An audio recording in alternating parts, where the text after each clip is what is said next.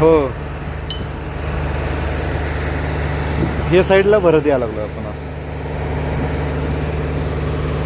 चाललंय का बऱ्यापैकी? हां, फास्ट झालं.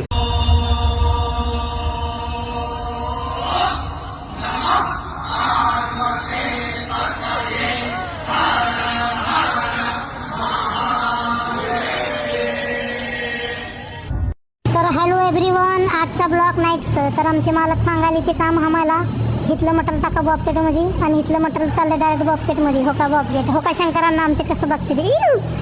आणि ही मशीन इथे कोण खड्डा आहे, त्याला 8 फूट न्यायचं आपल्याला.